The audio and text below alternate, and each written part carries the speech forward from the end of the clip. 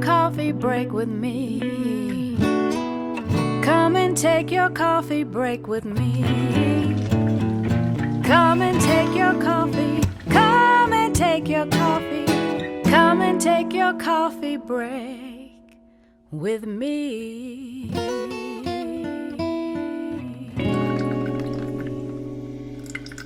Hello, everybody, and welcome to this week's edition of Coffee Break with Candace and David. I'm your co-host, David Marino, and today we are talking to Abby Reed, the Executive Director of Family Guidance and Outreach. The nonprofit organization provides a number of resources, including parenting, wellness, life skills, and anger management classes free of charge. They also provide free outreach programs to elementary, middle, and high schools. So without further ado, I'd like to welcome Abby Reed to the show. Abby, thank you for being here today. I'm so glad to be here. Thank you, David. Well, Abby, first of all, tell me how this nonprofit organization started. What was the catalyst to get this group started? We kind of joke that we're a bit of a boutique nonprofit. We're grassroots, and we started in 1981 in Lubbock, Texas. And the whole goal from the very beginning has been to prevent child abuse, not stop child abuse, but to prevent it. So a proactive approach, if you will, to trying to curb the epidemic that is child abuse in Texas and in Lubbock especially. And so it started up with essentially starting this nonprofit with the goal of doing so by raising awareness. And then it slowly transitioned into finding where there were gaps in the system, meaning if we're raising awareness about child abuse, that's wonderful, but what are we doing to prevent it beyond that? So we saw the need, and when I say we, I mean Family Guidance, because I was not here at that time, but we saw the need to fill some gaps where parents maybe didn't have the right education or tools to be parents, because let's be real, parenting is hard, and they give you this baby and then they say, take it home and don't mess up. And it's like, okay, well, that's not really possible. Parenting is really hard. And for a lot of people who maybe come from underprivileged communities or low socioeconomic communities, they have never been given the right tools and been taught how to be or how to be equipped to be a parent. So when you couple that with trying to serve the community of parents, we found that that was somewhat of a proactive approach. Then that slowly transitioned into what we call school-based programs, where we have coordinators who go into area schools and talk to kids about emotions. And the reason we find that that is effective in the prevention of child abuse is that we're talking to kids who will eventually become babysitters, parents, maybe young parents, or children who go home and are taking care of their younger siblings. So we found that if we talk to young kids about their anger and how to curb their anger and what to do when they get angry, that could kind of stunt the epidemic that is child abuse, but kind of prevent children from abusing other children and ultimately adults from abusing children. So that's how it started. And that was in 1981. And since then, it's just continued to evolve to where it is today, which is serving primarily the Lubbock community. However, we've seen it grow now to almost a statewide platform. It is sort of something that you carry with you. It's a chain, right? So is that one of the ideas behind trying to get to them when they're younger, so that you can maybe stop that pattern of abuse from moving forward down the line? 100%. It's about teaching children how to break the cycle. In addition to that, what we have found is we're also educating kids on what abuse is, because many children may not realize that they themselves are in an abusive situation at home. And so by educating them on what abuse is and what abuse isn't, they may provide these children with tools to say, maybe I should tell my teacher that this is going on and they can help me know if this is abuse. And so we're trying to take that sort of that stigma away from even talking about abuse and letting kids know that this does happen. So if you're in that situation, here's what we can do to help you, but also never be in a position where you could be the abuser. So 100%, it's definitely breaking that cycle and then empowering them and giving them that power. And you also have classes for adults. Can you talk a little about that and expand on that? And also the fact that it's free of charge for the clients that take part in this. Yeah, so we have what's called the Parenting Guidance Center, and this is it started in the classroom where we invited parents, individuals from the community to just come and take free parenting classes. And when I say parenting classes, that's a bit of an umbrella term, really. We cover life skills, we cover emotions, anger management, personal development, all kinds of tools that can equip an individual to be a parent or a guardian or just a better overall, member of society. So when the Parenting Guidance Center came, we did like one parenting class a week. We saw a pretty decent turnout. Then as our classes started to grow, we developed a relationship with the Texas Department of Family and Protective Services, DPS, as a lot of people know them. We started a relationship with them. And what we found is many times when CPS goes into a home to investigate an allegation of abuse, if they determine that abuse could be taking place within the home, many times they'll remove the child for their safety. And they usually try to provide an avenue for the parent to be reunified with their child once they feel it's a safe environment. So in doing so, parents who have been separated from their children, they have to go through a process before they can even be considered to be reunified with their child. Many times, I'd say 99% of the time, that involves requiring that parent to get parenting education courses. So we sort of found that there was a bit of a lack of those available resources in our area for sure, but really statewide, especially free. And truth be told, if they were available, they were expensive. And so many parents who have been separated from their children for whatever the reason is, they don't have the resources financially, certainly, to pay for these continuing classes, these continuing parenting education classes. So that's kind of where we felt, okay, this could really serve a broad audience. So when we developed that relationship with CPS, I would say 99% of our referral sources are from CPS. We're seeing parents come to us seeking reunification with their child by taking our parenting classes, but our classes are also open to anyone, whomever would like to come. So if it's a parent who's struggling with a difficult teen, or parents who are going through a divorce or a separation of some kind, adults who are dealing with probation or parole, anybody is welcome to take our classes, but I would say the vast majority are usually individuals who are coming not necessarily because they want to, but they're wanting to better their situation. And when we talk about child abuse, specifically in the state of Texas, some of those numbers are pretty staggering, right? I mean, you have some statistics for us, and it's definitely a problem that it's not going away. We always hope that one year we'll report numbers that don't exist, meaning we'll say 0 children were abused this year. But this number I'm about to throw at you is staggering. But in 2020, 68,000 children in the state of Texas were confirmed victims of abuse. Those are not even the allegations that were deemed or not confirmed. These are confirmed cases. 68,000 children in Texas in 1 year during a pandemic. That is staggering to me. That is heartbreaking to me. It should be to everyone who hears that number. And what's scary is that number since 2015 has increased year over year by 1 to 2%. But of those numbers, 14,000 of them were sexual abuse and physical abuse. And this was something that really stuck out to me as I was kind of educating myself, which I try to do very regularly on the numbers. But 18,000 of those were infants. They're babies. So these are right. Awful. It's horrible. And I think why that sticks with me is these are people who could not tell anyone they're being abused. So in order to know that an infant is being abused, you have to see the results of the abuse. So that is horrifying to me. And then, an overwhelming majority of those were under the age of 12.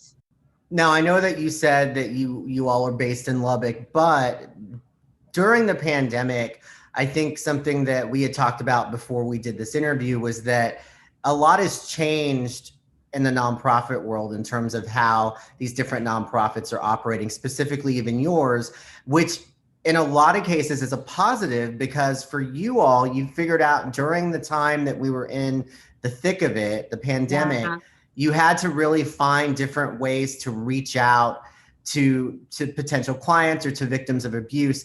Can you talk to me about how through an awful pandemic, we were able to hopefully moving forward, continue to reach more people throughout the state with your program? Yeah, so in March 2020, we were just chugging along like everybody else in Texas, thinking things were great. And that second or third week in March, when everything essentially shut down and that pandemic really became, the top news story and very much a part of everyone's narrative, we thought, oh my gosh, in addition to those who are sick and how this is affecting families, how are we going to provide these parenting classes if we can't have people in our classroom? So with a little ingenuity, some creativity, and a lot of panic and a few tears, I'm not going to lie, there were tears, we decided, okay, we're going to have to do these online. So what does that look like for us? So we became Zoom zombies like everybody else. We figured out what Zoom looks like and how to use Zoom. And we were able to very quickly impress even ourselves and move all of our classes to an online format.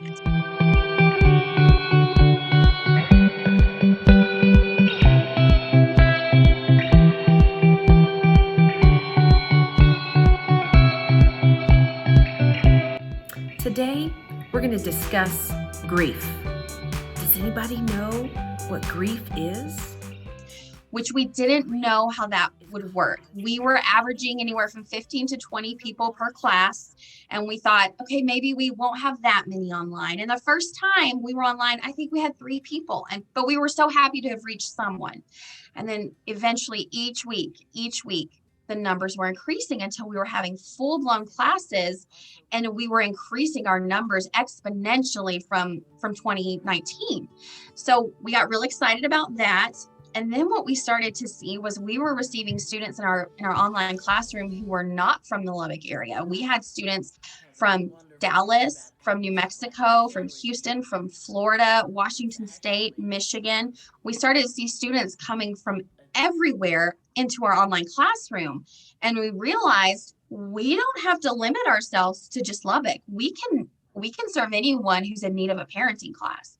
And so that has been really exciting for us, not only to grow who we can serve, but to see that our programs, I should say, weren't necessarily negatively impacted by COVID. If anything, it kind of gave us the guts to try something new. And to be frank with you, and I say this with my staff all the time, I don't know if that's something we would have ever considered or a route we would have gone had we not sort of been forced into that. And now our classes are exclusively online because of the success we've seen and the number of students who come to our classes. And can you touch on some of those classes again, the ones that are online specifically? So if people are interested in seeking those out, how can they go about doing that and what can they find? Yeah, so we offer classes. I'm one of the parenting instructors, and one of my favorite classes to teach is about understanding attention deficit hyperactivity disorder. We teach classes about the basics of autism. We teach classes about parenting children who have been through trauma, parenting children who have learning differences, co-parenting, divorce, blended families, discipline. We also cover other classes that cover things like drug abuse addiction, mental health education. One recent class we started over the summer was protecting children from hot cars, like leaving car seats in hot cars, ways to avoid that. We talked about safety in the summer, what to do around water sources like pools and lakes.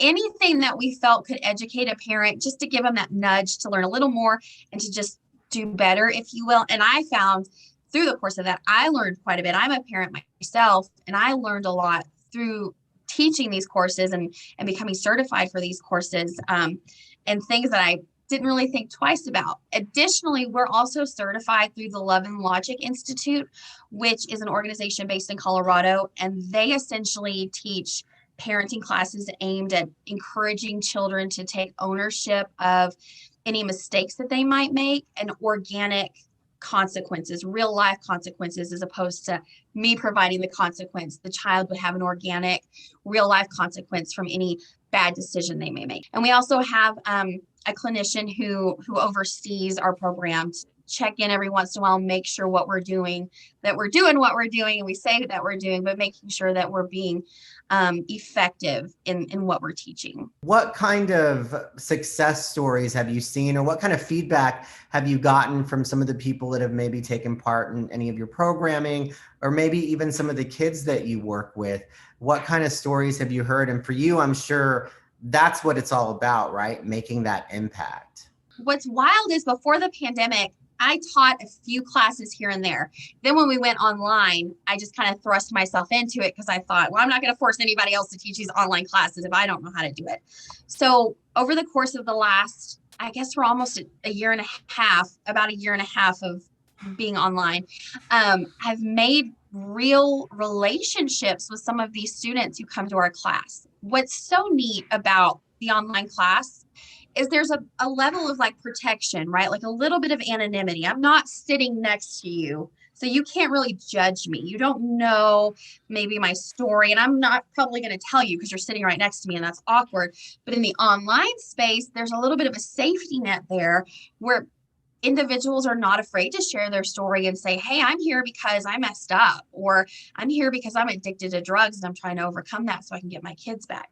So it's really neat to see those relationships, because as parents come to more than one class, they form relationships with each other, and they'll get on there and they'll say, hi, Abby. Hi, David. Good to see you. How's such and such? So that's really cool. But there's many, but one specific family who really sticks out to me actually came to us out of New Mexico. And I certainly want to protect their anonymity, but I know they wouldn't mind me sort of sharing their story. For a variety of reasons, they lost custody of their children. And so their children, who one has autism and the other is they're both very young, but one has autism. So they were kind of navigating that parenting a child with learning differences. So as they were seeking to be reunified, they came to the required amount of parenting classes that their caseworker told them to come to. And I think that ended up being 12 classes. Well, then after they completed their 12 classes, they kept coming and they kept coming. They've been coming to me still since March. And so we now, through a computer, we know each other as well as one can know a family. But through that, I've learned their stories. I've been able to see them progressively take ownership of any mistakes that they may have made and really analyze kind of how they got there. And I'm so thrilled to say that this month they were reunified with their kids. And so now they come to class and they're able to say, look, little David Jr. or whoever is right here, say hi. And I'm able to see them now with their children, and they're continuing to come to our classes. They don't have to. They're done. Their case is over. They have their kids back, but they're still coming. They've been clean for a long time now, 6 months and a year.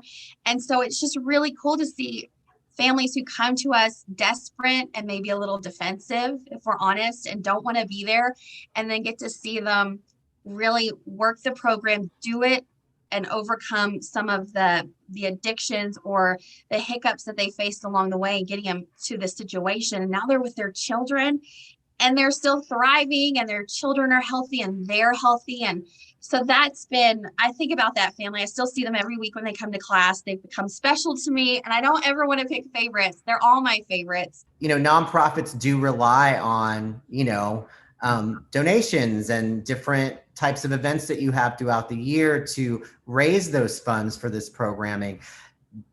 During the pandemic, I know that a lot of nonprofits took a hit and had to figure out different ways to continue functioning and to still get those donations. And I wanted you to talk about that specifically, because I think that's important for the public to know that even if there's not an in-person event or some kind of event that raises money, there are a lot of nonprofits, including your own, are going online, and they're doing different things and pivoting and finding new creative ways to keep that funding coming in. And it's really important to fund these types of programs, not just for your organization, but nonprofits across the country, across the state. Can you talk about how you all had to really pivot during that time and what you did? Yeah, I don't think our story is unique. Texas is full of a wealth of amazing nonprofits. So we're certainly not unique in facing that whole, oh my gosh, what do? We can't have a fundraiser. So for us, we've had a signature fundraiser that we had for, it would have been our 22nd anniversary to have, it was called a Blue Ribbon Rally, and it was a car show that we had for 20 plus years. And we were coming up on our 22nd anniversary and making plans for it. It was scheduled for April of 2020. So COVID happened. We immediately had to shut that down. And this was a major fundraiser for us. It's not crazy for me to say we could have brought in about $100,000 from that event. So when that was canceled, it was sort of like, what are we going to do? And because COVID was still so new and we didn't really know what the landscape was going to look like for the rest of the year, we were very careful to try not to plan any events. And I'll be honest, for me personally, we were so focused on the program side of things and making sure we were still serving our constituents and our clients that we kind of made the decision we might have to put our fundraising a little bit on the back burner. But that allowed us some time to kind of figure out what our next steps. So we had to come up with online creativity like many other nonprofits in the form of raffles, silent auctions, online auctions, and things like that. We have a brand new campaign that we're starting up actually in about a month or a little less, where we're going to encourage people to sign up to be a monthly donor through our website and do automatic payments, and they'll be entered into a drawing for $1,000 gift card. So you have to be kind of creative and not be afraid to try something that might not succeed, because guess what? It may not succeed, but you kind of got to take that risk, especially now, because if we don't find ways to generate revenue, then we can't provide our services. And if we can't provide our services, then what are we doing? So online has been a huge blessing for us. I think I may even said this to you before. Had COVID happened for many of us, especially in the nonprofit world, even 20, 30 years ago, we would have been in big trouble without the online platform. The online space has done so much for us. And I know sometimes it's scary to venture out there, but it really has made things so much easier in terms of reach and scope and being able to reach out to potential donors or just shoot an email or provide ways for people to donate just by going to one's website. And so just getting creative and being more intentional in our website space, but also in social media, being more intentional about posting regularly in our Facebook platform, our Instagram platform, and trying to reach people in that way, and mailers in the mail, because if people it's hard to have events. Certainly you can do it. We just want to be really careful. And I think that's pretty much the narrative of a lot of nonprofits is we want to be careful. And so online has just been our saving grace. And what do you see moving forward in terms of the future of family guidance and outreach? Are you going to be adding any programs, or for now, are you just kind of going along and seeing how things play out? What are your future goals? Well, for our school-based program side, I guess I should tell you about that first, and that would make sense what I'm about to say. But we have a school-based program where we have a staff of program coordinators who go into area schools and talk to kids about emotions. And I know I mentioned that earlier. So when we were no longer allowed to come into the schools, we made the decision to take those programs and make them a video and provide them in an online database to area teachers. So then we decided we would create even more programs than what we had. So we have a database now of I would say 15 to 20, at least, I would say more than a dozen programs and videos that anyone can use across the state of Texas, which we didn't have that before. So what I see in terms of growth is really moving beyond just Lubbock. Now, we are based in Lubbock, but as I mentioned, we're able to serve anyone who has a computer. Essentially. So what we have seen so far is we're starting to serve schools in the DFW area, some in eastern New Mexico. So really what my hopes and what I certainly hope could happen is that we could become a statewide organization and serve the entirety of the state of Texas, because as I mentioned, 68,000 children confirmed victims in 1 year in the state of Texas. So there's certainly a need for our services statewide. So if we could find organic ways to let the rest of the state know about what we do, I think that would certainly fill in some gaps in other communities like we've been able to do here in Lubbock. So I see statewide growth, and who knows, maybe beyond that. If people are interested in checking out some of the classes or taking part in the programming, how can they find you? Where can they go? So our website is lubbockfamily.org. And we're working to secure another domain that would make more statewide. But for right now, that's our website link. And all of our information is there in terms of our programs, our parenting classes. But one thing I really want to mention about our website is we have a link there for people to report child abuse if they suspect it happening somewhere or a family that they know. So it's on the front page of our website, but also on the front page of our website are ways people can donate or ways people can attend our free parenting classes. And again, anyone can attend our free parenting classes, and any teacher or administrator or school employee can request our program database. Anyone. For you, what's been the most important part of being or leading, your nonprofit? What really kind of every day when you go home from work, what stays in your mind, and what has really come out of working through this organization? That number that I mentioned, that 68,000. I don't mean to get emotional, but it's hard not to get emotional when you know those are our neighbors, right? Those are children who are going to school with my children, who are sitting at lunch tables next to my children. And while I know that's not happening in my household, it's happening in households across the state of Texas and right next door to me. So I think just knowing that in some small way, hopefully we can prevent it from happening, and at the very least lower that number. That's the goal. I want to lower that number, not just for the state of Texas, but in Lubbock and in Austin, and everywhere that a child is abused. So it's an emotional thing for me, and I don't think it's because I'm a mom, because I think anyone would agree that child abuse is horrible. It's just horrible. And every day I try to make sure that I remember that those numbers are not just numbers. They are children. They are Harpers and Finleys and Davids and Abbeys. And I just want to make sure I never lose sight of that. And so that's sort of what keeps me going and doing this. It's not the easiest job in the world, knowing the things that children are facing every day.